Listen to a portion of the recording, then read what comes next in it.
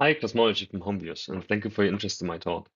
I'm Nico Schuster and currently a postdoc at CPPM in Marseille, working on cosmic voids. Today, I will tell you a bit about the unique characteristics across time and scale, and what I will be presenting was part of my PhD research and also remains an active area of my work. So let's get started. First, I want to give you a very brief overview of the large-scale structure in our universe.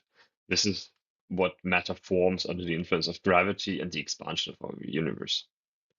We observe this so-called cosmic web, and what we most prominently see are these overdense knots that are very bright. These knots consist of collapsed structures in the form of clusters and halos, and this is where most of the matter resides in our universe.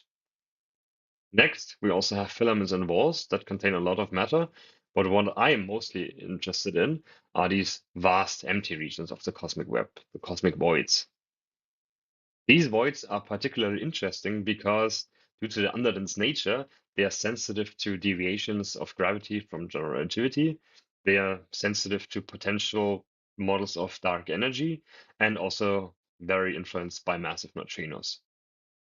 So I want to show you a few more properties of voids, and in order to showcase them properly, I'm going to compare them with the properties of galaxies that most of you may know. So when we look at galaxies and halos, these are the collapse structures, and therefore they have overdensities on the order of hundreds or more times the mean density in our universe. But in contrast, voids are the very underdense regions with densities in their centers down to around 20% of the mean density, more or less, depending on the type of void that we look at. When we look at the dynamics of matter inside galaxies, we observe that this is very complicated because we have a lot of matter present in the galaxy. So there's a lot of frequent interaction. There are different types of physics that affect the motion of matter, and all of that makes it very complicated. But luckily, when we look at voids, they have much simpler dynamics. They can be easily modeled, and that will help us in observations. Moreover, inside galaxies, we have a lot of stars, we have supernovae going on, and all of the so-called baryonic physics is of great relevance for the structure and dynamics of matter inside a galaxy. On the other side, voids have much smaller impact of baryonic physics, and we can almost ignore this. Lastly, when we look at the evolution of galaxies, this is quite complicated. They can merge and so on, and all of that gives a very messy history of galaxies. But on the other side, the evolution of voids can be much more predictable. First, I want to actually tell you how we define our voids and how we identify them. And in our case, we look at topologically defined voids with a watershed algorithm. I'm going to explain this to you with 2D examples, but of course the concepts easily translate to 3 dimensions. The first step for this watershed void finding is that we need a density field that represents the density in our cosmic web that we see here. So let's move on to this 2D example. And here we see in panel A a distribution of traces. These traces can be any type of matter, for example, galaxies that we observe in our universe, dark matter particles in a simulation, or baryon particles. They can be halos in a simulation, all of that. We just want any estimate that shows us where a lot of matter is and where less matter is. Now, from this distribution of traces, we now perform a Voronoi tessellation, which is what you see in panel B. Voronoi tessellation means that we now divide our volume into subvolumes, spaces of cells that have their volume closest to each particular tracer particle. So if we have a very isolated galaxy, that means this galaxy has a very large volume. And from all of these volumes that we get from the Voronoi tessellation, we estimate the density by simply using the inverse of that volume as a density estimation. And once we have this density field, we can actually apply our watershed algorithm, which is the next step. So here we have, again, a density field, and the density is represented by the height in this mountain valley. And in the watershed algorithm, we always start at the cells of the lowest density and then continue to raise the density level until it drops again, which is where we define our boundary of the void. In this mountainous example, we can think of the watershed algorithm as pouring water into a mountain valley and starting at the lowest basins. And once the water rises, but once the water drops into the next basin, this is where that particular void ends. And we only stop this watershed algorithm once the whole density field is flooded, which is what we see here on the right. Once the whole density field is flooded, we see all the boundaries of different voids. And this is what we ultimately end up with, namely a catalog of voids. And these are really topologically defined voids. We have no assumption about their shape, their size, or even the density inside, but really just topologically defined underdensities compared to the environment. Here, I will give you a very brief overview of the simulations that I've used for this work, which are called the Magneticum simulations. These are a set of hydrodynamical simulations as well as dark matter-only counterparts with the same initial conditions, and they all assume a WMAP7 cosmology. You can find the parameters here. And one of the good features about these simulations is that we have different simulation boxes of different size at different resolution. So we can really probe voids across different scales. Here you see an example for the subhalo mass function, and the vertical lines indicate the chosen masks that we select halos or subhalos for, and then use those for the void identification. You can see a variety of parameters of these simulations here, but really the important thing is that we move to different scales, and this is what the next slide shows you. Namely, here we have a projected density field of these simulations, and see we have the extremely large box 0 at medium resolution.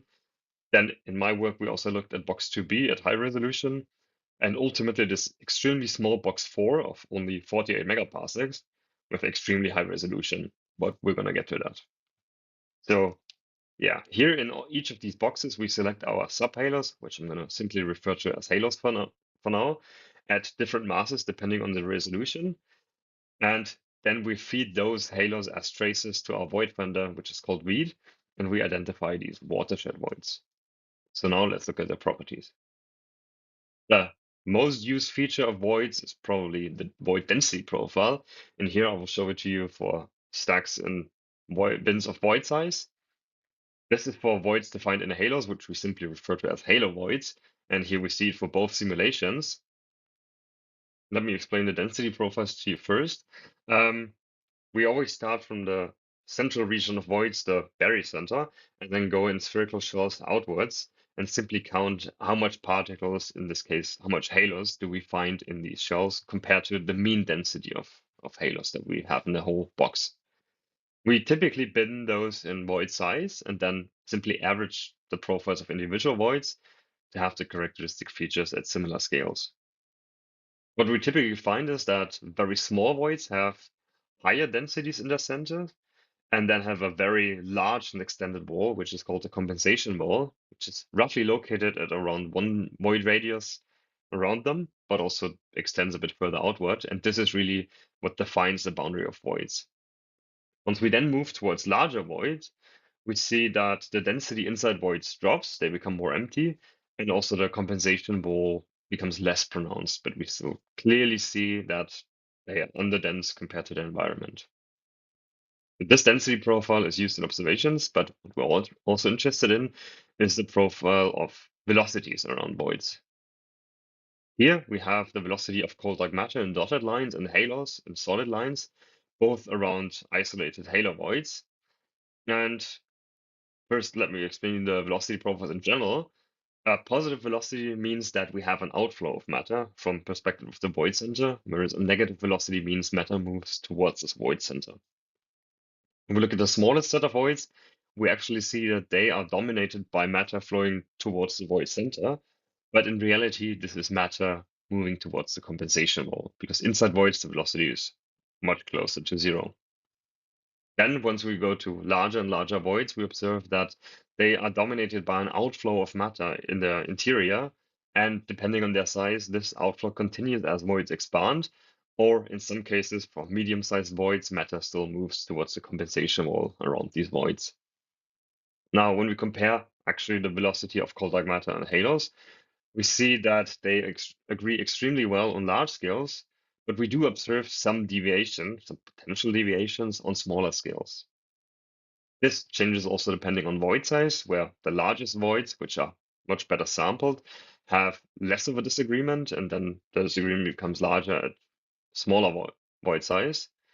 But actually, when we then move towards a higher resolution simulation, which you see on the right, we observe that the disagreement changes depending on the resolution.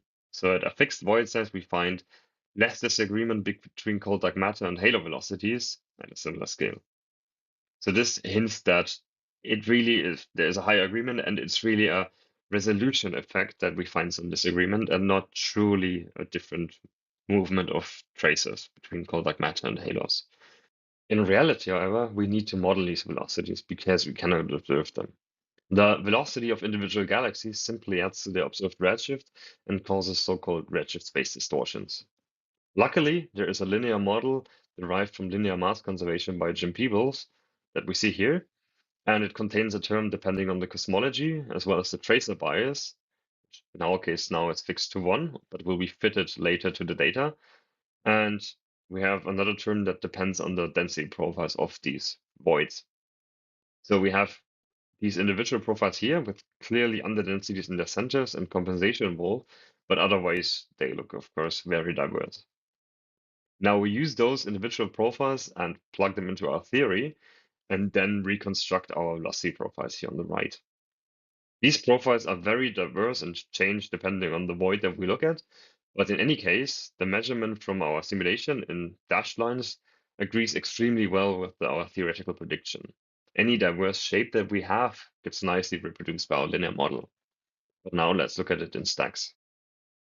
So here it's again for both simulations at different resolutions, and in general, we observe a high agreement between the data that we have and the model, especially for large voids. But then we go to smaller and smaller voids, there is some disagreement showing up. However, this disagreement really depends on the resolution. So when we move to the higher resolution simulation, the disagreement moves to a smaller scale if we have a similar level of disagreement. So this hints that this is really an effect of resolution and sampling and not truly an onset of nonlinearity around voids, because otherwise it shouldn't be scale dependent or resolution dependent. So to probe this further, we now look at the extremely small box, which is a 48 megaparsec box with only 346 halo-defined voids. So again, when we looked at the stack profiles, we see that there seems to be no mismatch between data and model. However, the problem is we have so few voids, so the error bars are extremely large because of the small sample. But in order to test this properly, we now want to look at again the individual profiles, which we see here. And this looks extremely similar to the profiles that we've seen before. We have underland centers, compensation walls, and the very diverse shapes of void velocity profiles get nicely reconstructed. However, when we now look at the scale, this is true for 1 to 5 megaparsec voids. So this really hints at us that linear mass conservation still holds up around voids, even for voids around radii with only a few megaparsecs. So this is really linearity on scales that are typically considered nonlinear. This is what makes voids very special. Another useful property of voids is their insensitivity to baryonic physics. To test this, we look at voids in hydrodynamical and dark matter only simulations of identical initial conditions. And starting only with the high-risk simulations, are we able to find very, very small effects of baryons in voids.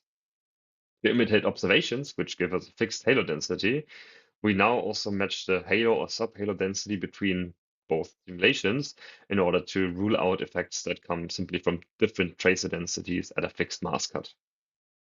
Here is an example. We have the projected halo density in the hydro simulation and the voids therein, and for the dark matter only simulation.